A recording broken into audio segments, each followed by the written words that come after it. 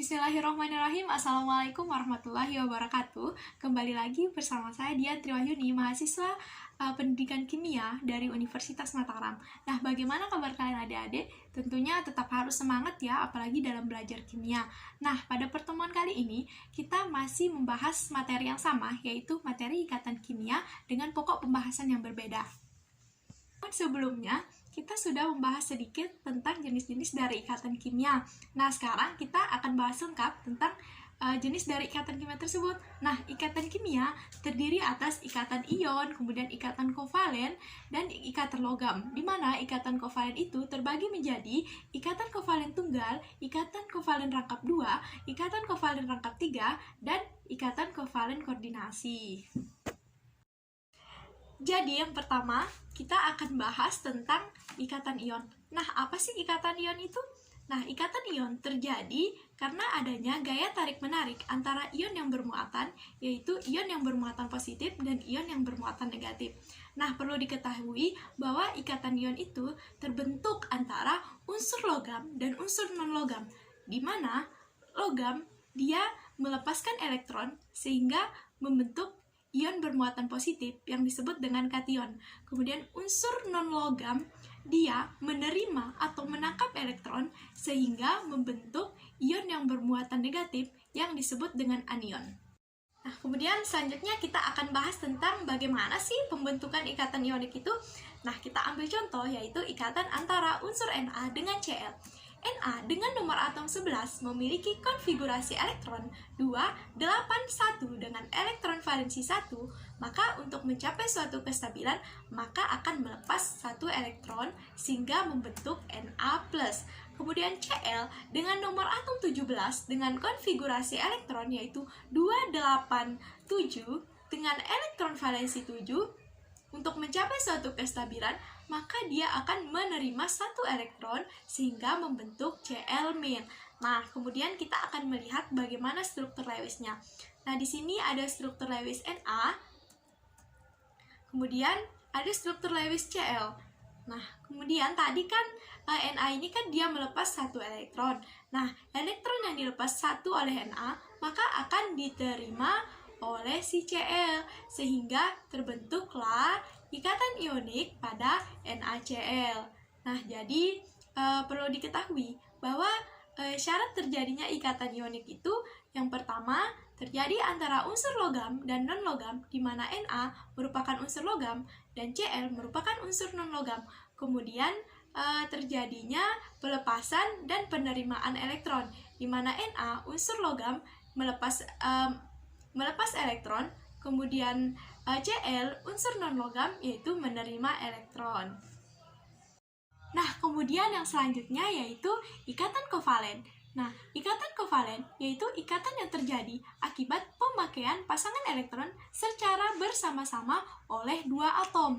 Jadi, ikatan kovalen ini memiliki syarat yang pertama terjadi antara unsur non-logam dengan non-logam. Kemudian yang kedua, sama-sama menangkap elektron.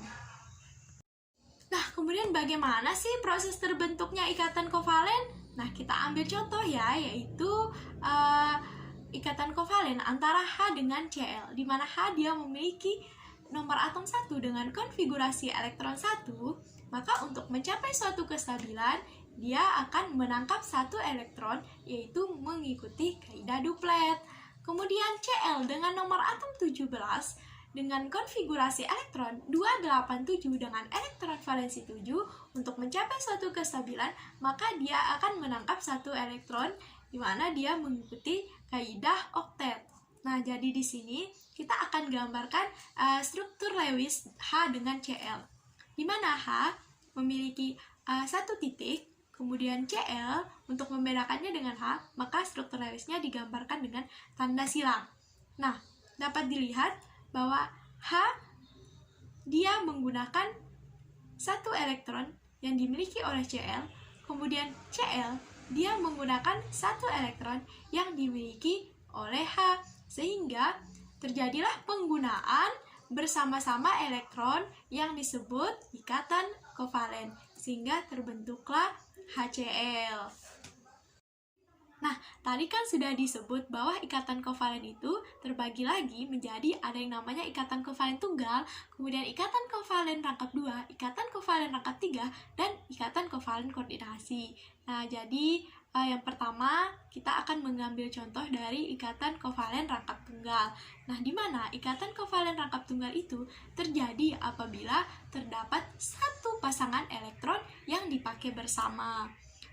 Kita ambil contoh yang sebelumnya, yaitu ikatan antara HCl, di mana ikatan antara HCl terbentuk ikatan kovalen di mana adanya pemakaian bersama satu pasangan elektron yang disebut dengan ikatan kovalen tunggal, sehingga digambarlah ikatan antara H dengan Cl dengan satu tanda strip. Nah, kemudian selanjutnya yaitu ikatan kovalen rangkap 2. Ikatan kovalen rangkap 2 terjadi apabila adanya penggunaan bersama dua pasangan elektron. Nah, kita ambil contoh ya, yaitu dari senyawa oksigen, yaitu O2, di mana O dia memiliki nomor atom 8 dengan konfigurasi elektron 2, 6 dengan elektron valensi 6, maka untuk mencapai suatu kestabilan, dia akan menangkap dua elektron mengikuti kaidah oktet. Nah, kemudian kita akan gambarkan struktur Lewisnya. Karena dia oksigen, maka di sini ada 2 O. Nah, jadi O yang pertama akan menggunakan 2 elektron dari O yang kedua.